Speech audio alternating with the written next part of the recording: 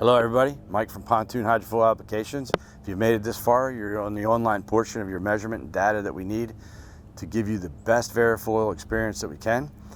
So what we want to do is we want to make sure that you're setting the boat up to give us that information, and we want to make sure that the boat is set up in a way that the variables are limited. What we mean by variables is we want to make sure that, for instance, we don't want water inside of the hull while we're testing it to find out what our wide open throttle or our wide open RPMs is. So if we're out there testing, or we're going to go out and test, if possible, let's go ahead and make sure the boat is drained and there's no water inside the hull. We had one instance where a gentleman didn't know he had water inside the hull. He had pinholes in the bottom that he didn't know about, and we were carrying somewhere between 350 pounds of water, we believe, and it affected his wide open throttle, so we weren't getting proper data. All right, we have about 6 to 7 questions. They're going to be short. If you need longer explanations, you're going to be able to click on a link and go there, but you're into the online measurement and data area now, so what you're going to be able to do is go slower on the links, or just listen to what I'm saying right now. Number one, we're going to need your fastest wide open throttle speed and possibly your RPMs also. Wide open throttle speed is going to be given us to in miles per hour, and that's going to be given to us with hopefully a half a tank of gas in either moderate to light wave conditions. Don't go out on a heavy air day.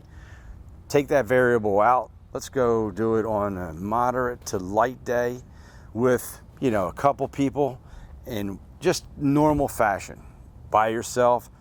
You can make notes at the end of it if possible, but just don't do this in a not an unnormal condition. Okay, that's what we're going to take the variables out. All right, so we'll take the wide open throttle speed in miles per hour. While we're at that wide open throttle speed for a brief amount of time, okay, what we want to know is what your RPMs are. In some cases, no, in mostly all cases now, what we're finding is we're decreasing the drag with the VARA Foil install so much that some motors are actually reaching the rev limiter. And when they get to the rev limiter, that means that we want to change props, right? We want to increase the longevity of the engine. We want to take the loads off the engine, okay? But we also want to have a better speed experience with our VARA Foil system. So by going to a different prop, that allows us to increase the speed somewhere between 10 and 15%. Our average lowest number is 10% increase in our speeds. So by going from possibly a 3-blade Hydrus to a 4-blade 17 or 19 pitch prop, whether it be aluminum or stainless, you're going to be able to increase your speeds, decrease the loads on your engine, and increase the longevity. All right, so wide open throttle speed in miles per hour and RPMs at that wide open throttle speed. That means that the wide open throttle is all the way down.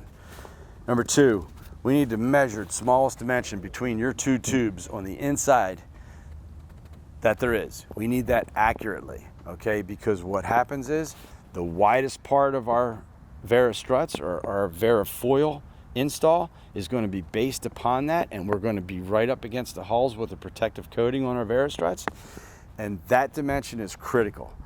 We're going to need that dimension down to a 16th, okay? So if there's any problems, let us know, but there's going to be an online dial. You fill in your dimension on the online dial, should be straightforward, okay?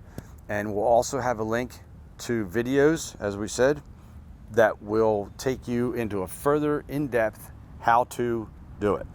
Number 3, what is the measured dimension from your forwardmost point of boat to the back? Okay, in other words, the measured dimension that we need, this is the overall dimension, the forwardmost point would be either your pontoon tubes, in some configurations are in front of the deck, or your pontoon tubes are in back of the deck, or in some configurations they're even.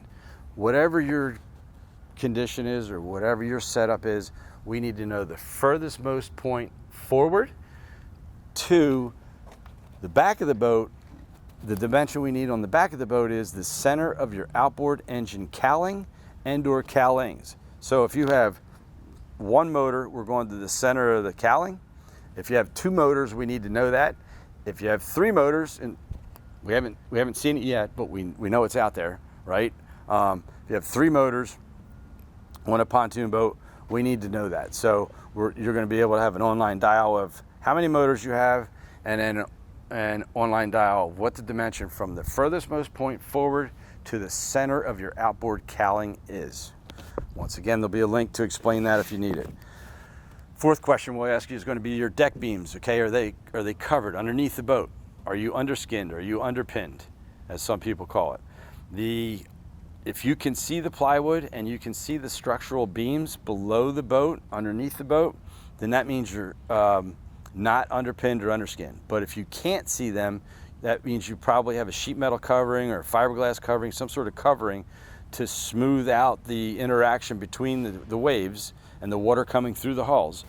That means that you're underskinned or underpinned, so you need to indicate that on question number 4. Question number 5 is going to be boat, make, model, and year.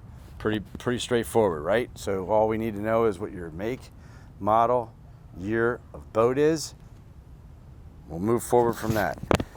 Same thing is going to happen on your engine. We're going to need to know the engine, make, model, year. That can be pulled off of the EIN tag if you need to, off of your cowling in some cases if you have a new enough motor and it's indicating what the horsepower is. If you have a custom motor for some reason, we need to know what the horsepower is. Okay, what we're going to do is we're going to translate all this information together. Engineers are going to figure out all this information together, and we're going to make sure that everything makes sense so that we can give you the proper install with our VARA Foil kit.